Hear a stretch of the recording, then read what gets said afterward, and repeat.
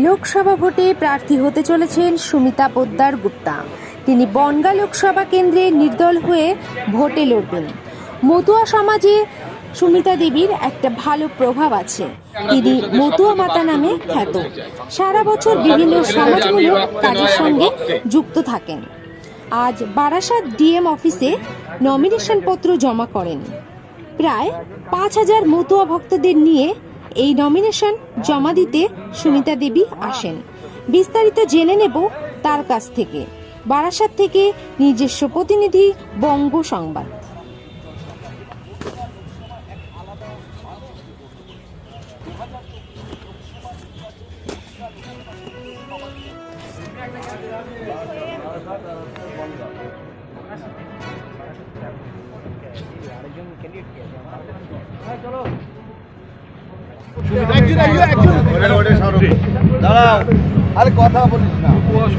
কেন কি আমাদের মতুয়া সমাজে যারা বড় বড় মাথা, যারা আমাদের যাদেরকে আমরা একটা জায়গায় বসিয়েছিলাম আমাদের রাজা হিসাবে, তারা আমাদের সমাজের জন্য কিছু করেনি।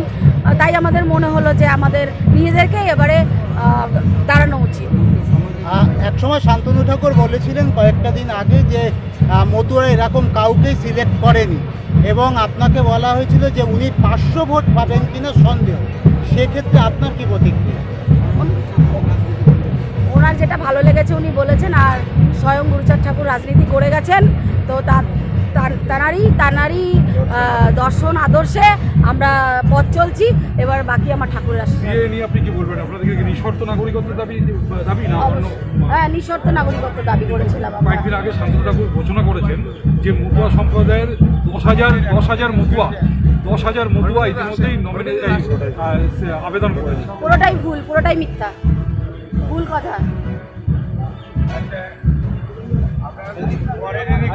এই লড়াই আপনার সাথে মূল প্রতিদ্বন্দ্বিতা কার হবে বলে মনে করছেন? বিজেপি না তৃণমূল? আমাদের লড়াই কারোর সাথে না। আমাদের লড়াই অধিকারের লড়াই, আমাদের লড়াই দুর্নীতির বিরুদ্ধে, আমাদের লড়াই আমাদের পরিবারতন্ত্রের বিরুদ্ধে, আমাদের লড়াই চক্রান্তের বিরুদ্ধে, আমাদের লড়াই। আপনি এর আগেও তো সমাজসেবা করতেন, হঠাৎ করে ভোটে দাঁড়ানোর সিদ্ধান্ত নিলেন? ওই তো বললাম, আমরা যাকে রাজা বানিয়েছি তারা রাজা হয়ে আমাদের সমাজকে রক্ষা করছে না। তাই আমাদের সমাজকে রক্ষা করার জন্য আমার এই পথে আসা। আপনারা কাকে ইঙ্গিত করতে চাইছেন? রাজা বলতে কাকে বোঝাতে চাইছেন? রাজা বলতে আপনারা বুঝে নিন। আচ্ছা, আপনি নমিনেশন দেওয়াতে কি শান্তনু ঠাকুর একটু চাপে পড়বে? সেটা ওই বলতে পারে, উনি কি করে ঠিক বলবেন? কথা। আপনাদের কি মনে হয়? না, এটা আমরা কোনো মন্তব্য করতে চাই না কারো ব্যাপারে। বিগত বছরের কর্ম বলবে। বেরোয়নি, কেউ তাকে দেখেনি। ডুমুরের পুলিশ যেটা পাবলিক মতুয়াদের জন্য কিছু করেনি না, অবশ্যই না। যেটা করণীয় যেরকম ভাবে ছিল সেরকম করেনি। এখন যদি সমুদ্রের মধ্যে এক ফোঁটা জলের মতন কিছু করে, কিছু হবে না। করেছে, নিজের স্বার্থটা করেছে, আর নিজের 11 দফা দাবি দিয়ে ভারতীয় জনতা পার্টির সঙ্গে একটা চুক্তি করেছিল, তারা তাদের দাবি মানবে। বাট 11 দফা দাবির একটা দাবিও আজ পর্যন্ত পূরণ হয়নি। না শান্তনু ঠাকুর ভারতীয় জনতা পার্টির হাইকমান্ডের কাছে এ বিষয়ে কোনো চাপ দিয়েছে, অথবা পার্লামেন্টে দাঁড়িয়ে কোনোদিন সে সম্পর্কে উচ্চারণ করেছে। একটা সময় তো আপনি শান্তনু ঠাকুরের খুব কাছের লোক ছিলাম। সেক্ষেত্রে আপনাকে এখন চেঞ্জ করতে হলো কেন? বা নির্দল মতুয়া সমর্থিত নির্দলের পাশে এসে দাঁড়াতে হলো? আজকে 21শ শতাব্দীতে দাঁড়িয়ে বৃহত্তর গণতান্ত্রিক রাষ্ট্র ভারতবর্ষে দলীয় ব্যবস্থার বিরুদ্ধে নির্দল প্রার্থী কেন দিতে হচ্ছে, এটা আপনারা সাংবাদিক, আপনাদের খুলে বলার কিছু নেই।